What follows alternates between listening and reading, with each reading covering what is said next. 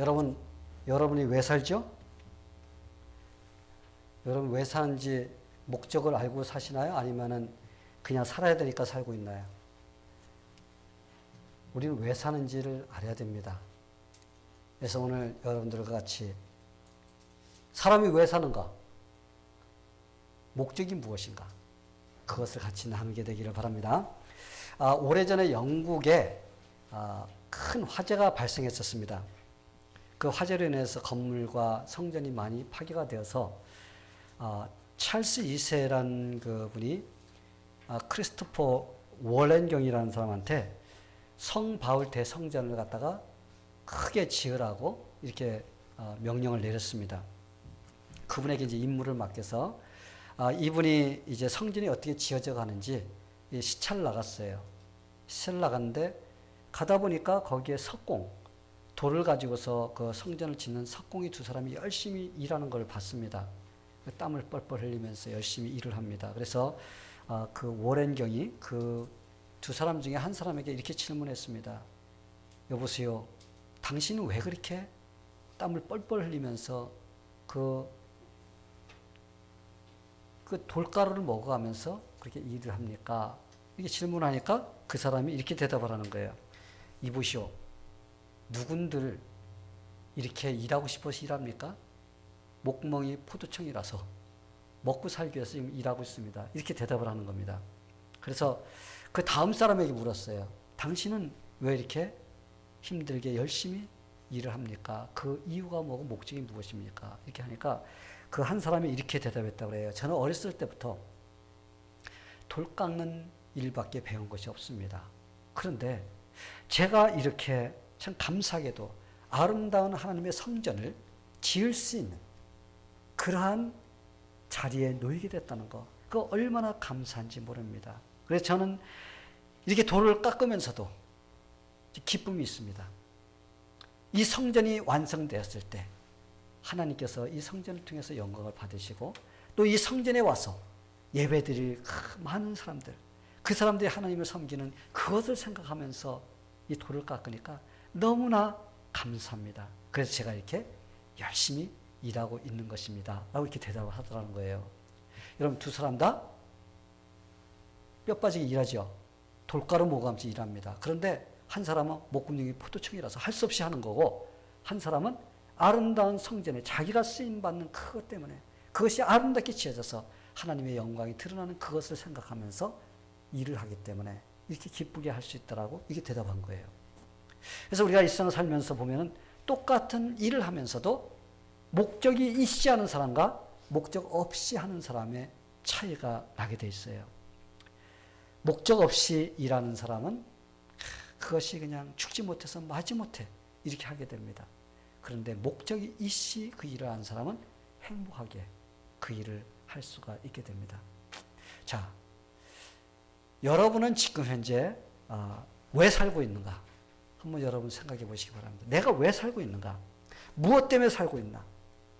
여러분은 지금 인생의 목적을 가지고서 지금 살고 있는지 자신에게 한번 물어보시게 되기를 바랍니다. 오늘 말씀을 보니까 오늘 말씀에서는 우리가 무엇을 위해 살아야 되는지에 대해서 가르쳐 줍니다. 하나님은 우리를 선한 일을 하도록 지으셨다고 이렇게 오늘 말씀에서 우리에게 말씀하고 있어요. 선한 일을 위해 지으셨다. 그러면 그 선한 일이 무엇일까? 그것은 하나님의 영광을 나타내는 삶이에요. 선한 일이라는 것은 가장 중요한 것이 바로 하나님의 영광을 드러내며 사는 삶이냐. 그게 바로 중요합니다. 그래서 그 목적에 합당하게 내가 맞춰져서 살면은 그 인생은 성공한 인생입니다. 올바로 사는 인생이에요. 그러나 그렇지 않은 사람은 아무리 이 세상에서 많이 가지고 있다 할지라도 그 사람 인생은 허송세월과 마찬가지인 것입니다. 자, 그렇다면 우리가 하나님께서 원하시는 선한 일에 올바로 쓰임받기 위해서 우리가 살려면 어떤 목표를 정하고 살아야 되는가? 그래야지 우리가 쓰임받습니다. 그래서 제가 여러분들에게 그 목적대로 우리가 쓰임받기 위해서는 어떤 목적을 세워야 되는가? 여러분에게 말씀을 전하려고 합니다. 첫 번째로 우리는 하나님을 예배하는 삶을 살고자 목적을 세워야 돼요. 우리 성경에 보면은 아담과 하와의 그 자녀들이 가인과 아벨입니다. 근데 가인과 아벨이 그들이 성공한 인생이냐 실패한 인생이냐를 갖다 우리가 가름할 수 있는 방법이 있습니다. 그것이 무엇이냐면 예배예요. 그들은 하나님께 예배를 드렸습니다. 그런데 가인의 예배는 하나님께서 받지 않으셨어요. 그런데 아벨의 예배는 하나님께서 받아주셨습니다. 그래서 예배에 성공한 사람은 인생의 성공자가 될 수가 있어요. 그런데 예배에 실패하는 자는 인생의 실패자가 되게 되어 있습니다. 가인과 아벨의 인생, 승리자냐 실패자냐, 우리가 그것은 그들이 하나님께 드린 예배가 성공했느냐 실패했느냐, 바로 여기서 나눠지는 것을 볼 수가 있습니다. 가인은 하나님께 예배드렸지만 하나님께서 받지 않으셨습니다. 그는 하나님께 버림을 받았어요. 그의 인생은 실패자가 되었습니다. 근데 아벨 한번 보세요. 아벨은 하나님께 예배를 드렸는데 예배에 성공했어요. 하나님께서 받으셨습니다. 하나님께서 인정해 주셨어요. 그의 인생은 성공한 인생입니다. 그러면 목사님, 아벨은 돌로 맞아서 빨리 죽었는데요. 그리고 가인은 오래 살았는데요. 이렇게 말할 사람도 있어요. 근데 물론 그가 일찍 아벨이 죽었습니다. 가인은 오래 살았어요. 그렇지만 우리가 분명히 알아야 될 것은 우리의 인생이 길게 살았다고 해서 성공한 인생이다. 짧게 살았다고 해서 실패한 인생이다. 여러분, 그걸로 나누면 안 되는 거예요. 이것은 세상 사람들이 보는 방법입니다. 만약에 우리가 스데반 집사를 보면 젊은 나이에 그냥 돌로 맞아서 죽었습니다. 예수 그리스도를 증거하다가. 그러면은 그 사람이 인생 실패했네요? 아니에요. 그가 돌로 맞았을 때 예수님께서 우편에서 벌떡 일어났습니다. 그는 죽으면서 예수님께서 우편에 서서 계신 것을 봤어요. 스데반 집사는 젊은 나이에 순교했지만 그러나 그 인생은 실패한 인생이 아니라 성공한 인생입니다. 그런데 반면에 가인을 보시기 바랍니다. 그는 하나님께서 오래 살려주셨어요. 그를 죽이지 못하겠습니다. 그런데 그는 어떻게 했어요? 오래 살았지만은 그러나 하나님의 저주 아래, 심판 아래서 그는 살았던 거라는 것을 우리가 알아야 됩니다. 성도 여러분, 그렇기 때문에 우리는 믿는 자들의 삶은 하나님의 중심의 삶이 돼야 돼요. 하나님의 중심의 삶이 무엇이냐? 내가 어떻게 해야지 하나님을 갖다가 예배하고 하나님을 영광 돌리며 사는가? 바로 이런 마음의 자세로서 사는 것이 하나님 중심의 삶입니다.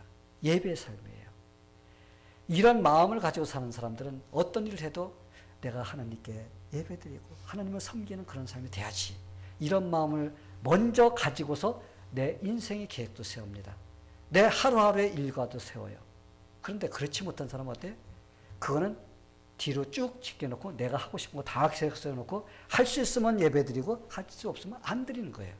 이게 바로 다른 것입니다. 그런데 하나님께 예배를 드리고 싶어하는, 예배 중심으로 살고 싶어하는 이런 사람은 모든 것이 하나님 중심으로 먼저 이렇게 계획이 세워진다는 겁니다. 이게 바로 뭐예요? 하나님께서 기뻐하시는 삶이에요. 성도 여러분, 예수님께서 왜 이 땅에 오셨나요? 하나님께서 왜 예수님을 이 땅에 보내주셨나요? 예수님께서 이 땅에 오신 목적은 바로 죄로 인해서 사망의 권세 아래 놓여있는 저와 여러분, 그리고 수많은 사람들을 갖다가 그 죄에서 구원시켜 주시고 영원한 생명을 주시고자 이 땅에 오셨습니다. 예수 그리스도가 우리 대신 십자가에 돌아가심으로써 우리가 그 사망의 권세에서 헤어나와가지고 우리가 이렇게 행복하게 기쁘게 주님을 섬기며 살 수가 있는 거예요. 그런데 하나님께서 우리를 구원해 주신 그 목적이 무엇일까요? 잘 됐어, 나 구원받았으니까 그냥 내 인생 내가 내 마음대로 살 수 있어. 이건 구원파가 말하는 거예요. 구원파가. 구원파는 구원받았기 때문에 나는 아무거나 할 수 있다. 그냥 뭐 이렇게 말합니다. 죄를 져도 상관없다. 하나님께서 그렇게 하기 위해서 예수님을 보내주셨을까요? 아니에요.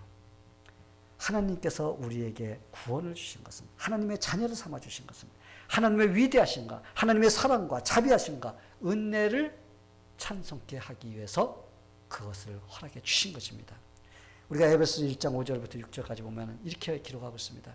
예수 그리스도로 말미암아 자기의 아들들이 되게 하셨으니 이는 그의 사랑하신 자 안에서 예수 안에서 우리에게 거저 주시는 바 그의 은혜의 영광을 찬미하게 하려 하심이라. 하나님 앞에 우리가 감사하면서 그 영광을 드리는 이런 일을 위해서 하나님께서 우리에게 영원한 생명을 허락해 주신 것입니다. 여러분 믿습니까? 예. 하나님은 예수 그리스도 통하여서 우리에게 자비와 은혜와 사랑을 베풀어 주셨어요. 이런 은혜 받은 우리가 해야 할 일은 하나님을 찬양하는 겁니다. 하나님께 영광 돌리는 거예요. 이게 바로 구원받은 하나님의 자녀들이 해야 될 첫 번째 목적이 돼야 돼요. 목표가 돼야 되는 겁니다. 그러기 위해서 우리가 구원받은 것 감사하면서 늘 하나님께 어떻게 하면 내가 영광을 돌릴 수 있을까? 이런 마음으로 우리가 살아야 됩니다. 이 하나님과의 관계가 잘 맺어지는 사람은 감사와 찬양을 드리는 예배를 중요하게 생각합니다. 어떻게 하나님께 예배 드릴까? 그래서 찬양하기를 원하고 그를 높이기를 기뻐합니다. 성도 여러분, 천국과도 끊임없이 계속 이어져서 하는 것이 있어요. 여러분 그것이 뭔지 알아요? 하나님께 예배 드리는 거예요. 우리가 요한계시록 읽다 보면 천사들이 하나님께 거룩하다, 거룩하다, 거룩하다 하면서 예배 드리는 그 광경이 나옵니다. 우리가 이 세상에 있으면서 하나님께 예배를 잘 드리는 사람들은 천국 가서도 하나님께 예배를 잘 드립니다. 그런데 이 땅에 살면서 예배를 제대로 드리지 못하면 하늘나라에 가서도 예배를 잘 못 드릴 것입니다. 왜? 우리가 이 세상에 있는 동안에 예배 드리는 것이 바로 하늘나라 가서도 계속적으로 이어지기 때문에 그렇습니다. 근데 여러분 왜 예배가 이렇게 중요할까요? 여러분 왜 예배가 이렇게 중요하다고 생각해요? 예배란 하나님을 높이는 수단이에요. 예배를 통해서 우리는 하나님을 높입니다. 예배를 통해서 하나님을 높이면 하나님이 기뻐하십니다. 하나님이 기뻐하시는 삶을 살면 우리의 삶에서도 하나님께서 삶의 문제에 개입하셔서 그 문제를 해결해 주십니다. 예배에 성공한 사람은 인생의 성공자가 될 수가 있어요. 하나님께 드린 예배에 실패하는 사람은 삶 속에서도 그렇게 살게 되어 있습니다. 왜? 하나님께 예배 드리고자 하는 사람은 하나님이 함께 해주십니다.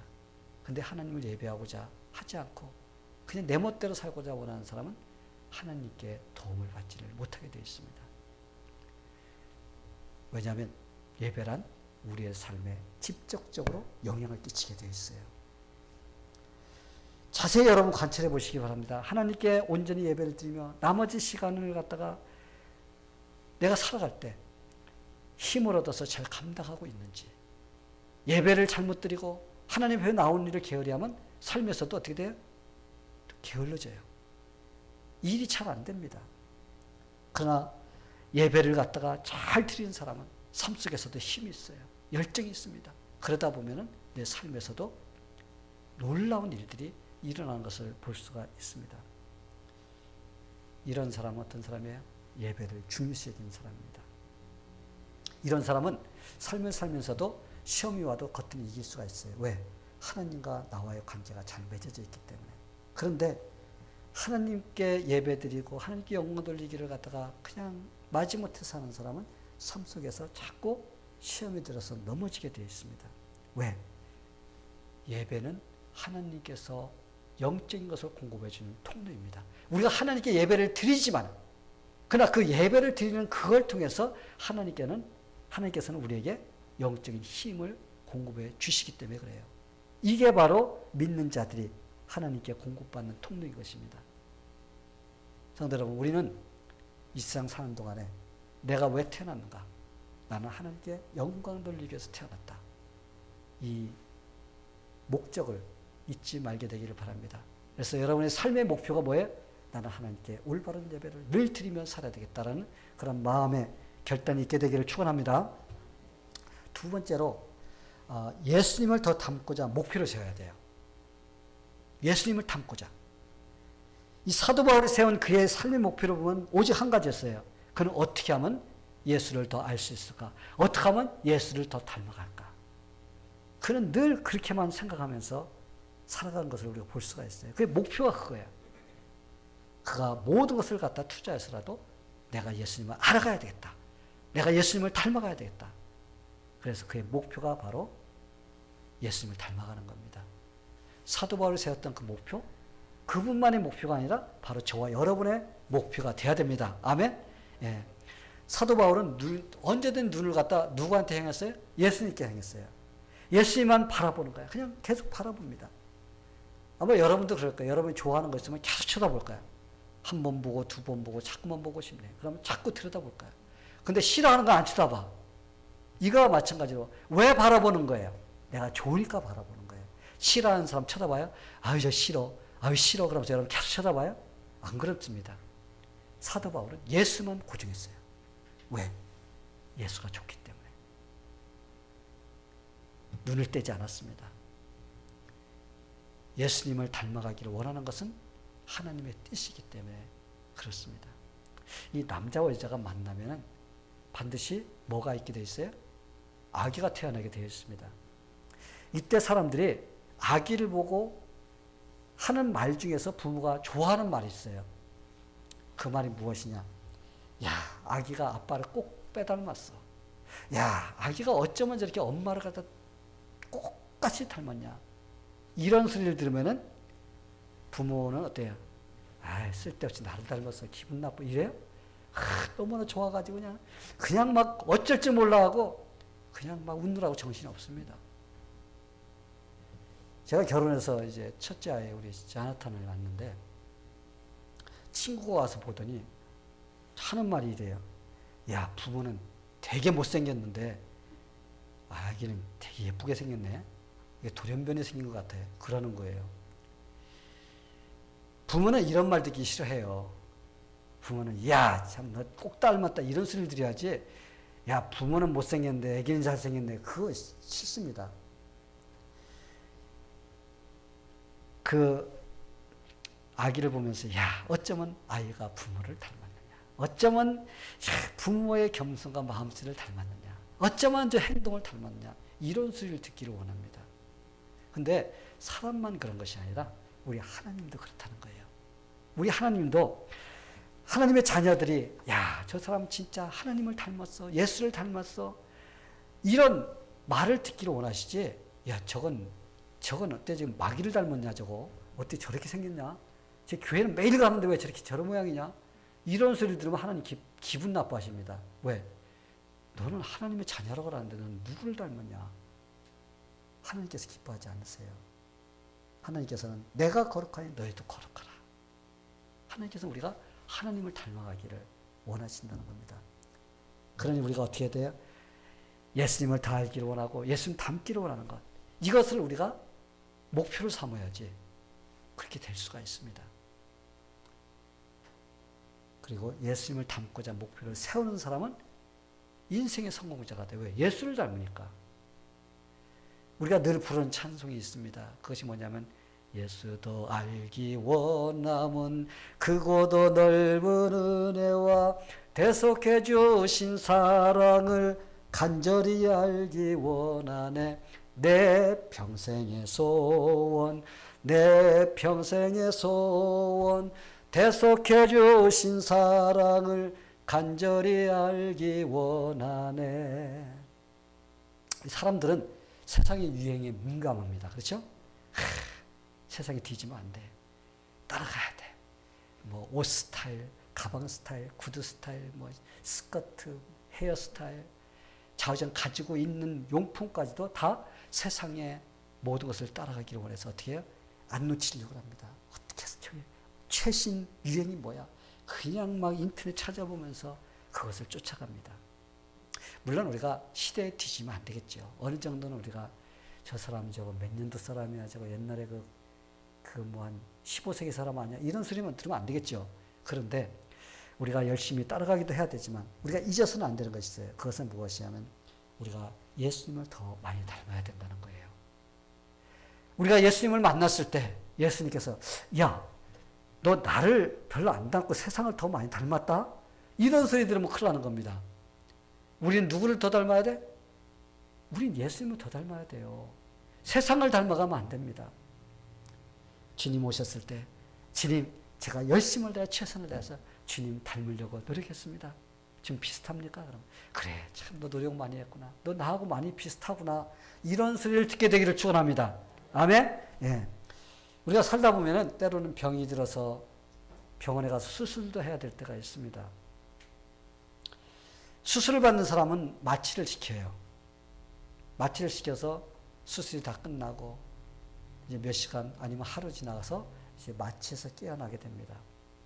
근데 마취에서 깨어날 때 첫 번째 입으로 나오는 것이 그 사람이 평상시에 생각하며 살았던 본심이라고 합니다. 어떤 집사님이 수술을 해서 마취를 시켰다가 마취에서 깨어났습니다. 근데 그분이 첫 번째 입에서 나온 것이 시편 23편이라고 해요. 여호와는 나의 목자시니 내게 부족함이 없으리로다. 이렇게 말하더라는 거예요. 이분은 평상시에 아마 하나님 말씀을 자꾸 묵상하면서 이렇게 했던 것 같아요. 어떤 여집사님도 이제 수술하게 됐어요.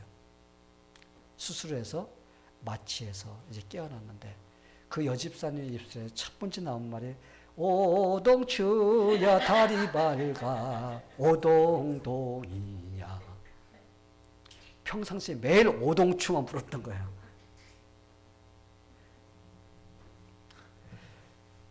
우리는 늘 주님이 원하시는 것을 담고자 노력할 때 은연중에 어떻게 해요? 예수님을 닮아가는 거예요. 이 남녀가 만나 결혼해서 사는 부부는 세월이 지나면 어떻게 자꾸 닮아간다고 그래요. 이 성격도 닮고 생각하는 것도 닮고 뭐 나중에는 습관도 닮고 뭐 얼굴도 닮아갑니다. 소리래요. 얼굴도 비슷해져 가요. 이런 사람들은 잘 살아요. 살기도 잘 살아. 닮은 사람들은 조금 잘 맞습니다. 그럼 이 사람들 1차적으로 성공한 사람들이에요. 왜? 잘 맞춰가니까. 근데 여기에다가 야, 저 부부는 어쩌면 저렇게 예수님을 꼭 닮았을까? 그러면 그 사람들은 진짜 대박이야. 이게 완전히 성공한 인생이 되는 거예요. 저는 여기 계신 분들이 누가 보든지 저 사람은 예수를 꼭 닮은 사람이야 라는 이런 소리를 듣게 되기를 축원합니다. 예, 그러기 위해서는 어떻게 돼요? 난 예수를 닮기를 원해. 나 이건 내 목적이야, 목표야. 여러분이 그게 세워야 돼요. 그렇게 되기를 축원합니다. 예, 마지막으로 믿는 사람들은 하나님이 주시는 상급을 받고자 목표를 세워야 돼요. 하나님이 주시는 목표, 그 상급, 그것이 목표가 되어야 됩니다. 이 사도 바울을 보니까 표대를 향하여 그리스도 예수 안에서 하나님이 위에서 부르신 부름의 상을 위하여 쫓아가노라. 그는 이걸 고백했습니다. 사람은 상급이 있을 때 최선을 다해서 달려갑니다. 노력을 해요. 우리 좋으신 하나님 우리를 구원해 주실 뿐만 아니라 이 세상 사는 동안에 내가 어떻게 하나님을 섬겼느냐에 따라서 그거에 대해서 하나님께서 뭐 준다고? 상급을 준다고 약속해 주셨어요. 그러니 얼마나 감사합니까? 우리는 구원받아서 우리는 죽도록 종같이 충성해야 되면 당연한 겁니다. 하나님께 나를 구원시켜 주셔서 이건 당연한 거 아니에요? 감사합니다. 그냥 이것만 해도 감사한데 거기다가 뭐 한다고? 우리에게 상급까지 주신다고 약속했어요. 성도 여러분, 우리는 이 상급의 마음을 두고 달려가야 돼요. 그럴 때 최선을 다할 수가 있습니다. 사람은 상급이 아니면 안 하려고 하는 그런 그 마음이 있어요. 뭔가가 나한테 주어져야지 하려고 하지 나한테 뭔가가 주어지지 않으면 안 하려고 해요. 여러분, 학생이 왜 공부하죠? 학생이 성적 잘 나오기 위해 공부하잖아요. 열심히 공부해서 1등 하려고. 1등해서 뭐 합니까? 시험 잘 봐서 대학교 가서 내가 가고 싶은 대학 가서 내가 원하는 전공을 하고 내가 세상에 나가서 직장 좋은 거 잡아서 내가 대우받고 돈 많이 벌려고 하는 거예요. 사실 공부 잘하는 거예요. 뭔가 있으니까 하는 거지 공부하는데 아무것도 없으면 공부 아무도 안 합니다. 학생도 공부하는 거 다 상급이 주어지기 때문에 열심히 하는 거예요. 신앙생활을 엉터리로 하는 사람과 사도 바울과 같이 똑같이 동등하게 하나님께서 잘했다 하면서 머리 쓰다듬어 주면은 뭐하러 합니까? 할 사람 아무도 없어요. 전부 다 놀려고 할 겁니다. 그런데 하나님께서는 구원받는 사람들이 주님을 위해서 열심히 충성할 때 그거에 대해서 상급을 주시겠다고 약속을 해주셨습니다. 이 상급을 위해서 사도 바울이 목표를 세운 거예요. 그걸 향해 달려간 거예요. 이러한 상급에 대한 약속이 우리로 하여금 어떻게 해요? 열심을 내어서 주님께 충성할 수 있도록 이 원동력이 됩니다. 동기가 되는 거예요. 이러한 약속과 목적이 없다면 허무한 마음이 들어갈 거예요. 내가 왜 해? 내가 예수 믿는 거 뭐 아무것도 아닌데 뭐 하러 믿어? 이런 생각이 들어갑니다. 그러면 도중에 인생의 실패자가 되고 신앙의 실패자가 됩니다. 우리는 영원한 생명, 그걸 얻었기 때문에 우리가 그 안에 들어갈 때까지 쉬지 않고 달려가야 되고, 하나님의 영광을 위해서 이 땅에 보내줬으니까 내가 최선을 다해서 충성해야 되고, 그러면 하나님께서 내가 하나님께 갈 때 잘했다, 작은 일에 충성했구나 하면서 우리에게 칭찬해 주시고 상급을 주실 거라는 그러한 기대, 이것 때문에 우리가 주님께 충성할 수가 있는 것입니다. 몇 년 전에 어떤 한 대학생이 자살한 사건이 있었습니다. 이 학생이 만약에 대학교에 들어가려고 입학시험을 쳤는데 떨어져서 자살했다면 아이고 속상해서 그러는가 보다라고 그 사람들이 이유가 있으니까 이해를 해주려고 노력할 겁니다. 그런데 이 학생은 공부를 잘해서 자기가 가고 싶은 대학교에 입학 시험에 합격했어요. 아주 좋은 성적으로 입학했습니다. 그러면 얼마나 기쁠까요? 그런데 이 학생이 자살했습니다. 사람들이 당황한 거예요. 황당한 거예요. 왜 자살했을까? 이유를 몰랐습니다. 그런데 장례식을 치르고 그 학생의 서랍을 이제 물품을 정리하면서 보니까 거기에 유서가 발견됐습니다. 그 유서에 이렇게 써 있는 거예요. 아버지, 어머니, 죄송합니다. 저는 이제 살기가 싫어졌습니다. 이제까지 대학교 들어가기 위해서 내가 이렇게 죽으라고 달려왔는데, 그러네 합격하고 나니까 이것이 아무것도 아니라는 그런 마음이 들어갑니다. 그래서 이제 살고 싶은 마음이 없어졌어요. 그러면서 자살을 한 거예요. 이 학생은 사람들이 볼 때 아마 공부를 너무 열심히 해서 극심한 스트레스에 쌓여서 아마 정신적인 문제가 일어나서 그렇게 된 것이라고 이렇게 이야기를 할 수가 있습니다. 그런데 우리가 이 학생을 보면서 근본적인 원인이 무엇인가를 우리는 알아야 돼요. 그것은 무엇이냐? 사람이 과연 어떤 목적을 세우며 살아야 하는가? 그 목적을 갖다가 올바로 세우며 살아야 된다는 것입니다. 그런데 단지 자신만을 위한 목표, 이것을 세워놓고 가다 보면 그 목표가 이루어졌을 때 허무한 마음이 들어가는 거예요. 그런데 믿는 자들은 단지 이렇게 자기만을 위해서 무언가 세상에 있는 것만을 얻기 위해서 우리가 목표를 세우면 그 목표가 이루어졌을 때 우리는 허무해집니다. 허탈해져요. 우리는 그거보다도 더 큰 표대, 더 큰 목표, 이것을 우리가 세우고서 달려가야만이 우리는 끊임없이 달려갈 수가 있어요. 그래서 믿는 자들은 공부하는 것도, 직장에 다니는 것도, 사업하는 것도 왜 하는가? 질문을 해봐야 돼. 왜 내가 지금 현재 공부하고, 내가 왜 직장을 다니고, 내가 왜 사업을 하고 있는가? 내가 지금 하고 있는 것을 왜 하고 있는가? 내 자신에게 물어봐야 됩니다. 그것은 바로, 그리고 여러분 답이 이렇게 나와야 돼요. 그것은 그리스도 예수 안에서 하나님이 위에서 부르시는 상급, 그 부름의 상을 받으려고 내가 달려가고 있다라는 이런 대답이 나와야 된다는 거예요. 그렇게 믿는 자들은 이 세상에 있는 것만을 갖다가 얻고자 목표를 세우면 안 됩니다. 우리는 하늘나라에 있는 것을 얻고자 우리가 목표를 해서 달려갈 때 우리의 인생이 기쁘고 즐겁고 또 성공할 수가 있고 또 하나님께서도 기뻐하시는 그런 일이 될 것이라고 생각합니다. 그러게 우리가 살면서 이러한 큰 목표를 정하고 산다는 것은 너무도 중요해요. 이 경주하는 자가 아마 상급이 없다면 경기에 참여하지 않을 거예요. 제가 이제 얼마 전에 이 동계 올림픽에서 스키 타는 게 있어요. 스키. 그냥 뭐 피겨 스케이트가 아니라 이 큰 스키 타고 막 산 달리는 거 있죠. 이게 14km더라고요.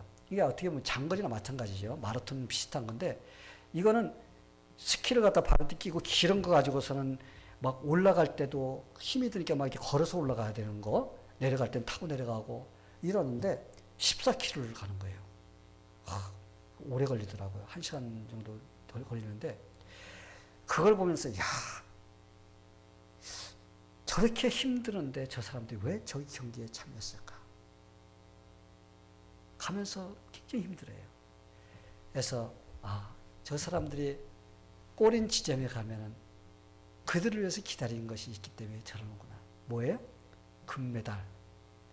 그게 있기 때문에 그걸 향해서 그들이 달려가기 때문에 그렇게 힘이 들어도 어떻게 해요? 그들은 중단하지 않고 그들은 계속 달려갈 수가 있는 것입니다. 성도 여러분, 이와 같이 인생의 경주를 하는 저와 여러분도 하나님이 주시는 상급을 바라보고 달려가야 돼요. 신앙의 경주를 성무적으로 마친 성도는 주 안에서 예비된 놀라운 상급이 준비되어 있을 것입니다. 사도 바울은 디모데후서 4장 8절에서 이제 후로는 나를 위하여 의의 면류관이 예비되었으므로 주 곧 의로우신 재판장이 그날에 내게 주실 것이니 내게만 아니라 주의 나타나심을 사모하는 모든 자에게니라. 우리도 이런 상급을 향해서 열심을 다해서 달려가야 됩니다. 성도 여러분, 내가 왜 살고 있는지 인생의 목표를 다시 한번 여러분들이 생각해보는 그런 시간이 되기를 바랍니다. 그래서 내가 진짜 인생이 주님의 영광, 하나님의 영광을 위해서 살고 있는가? 내가 그러기 위해서는 예배하는 그 예배자의 마음, 그것이 목표가 되고 있는가? 여러분이 한번 생각해 보시게 되길 축원합니다. 그리고 또 내가 하나님을, 예수님을 닮아가고자 하는 그런 목표를 세우고 있는가? 그리고 하나님께서 주실 그 상급을 내가 받고자 내가 진짜 주님께 열심을 다해 충성하고 있는가?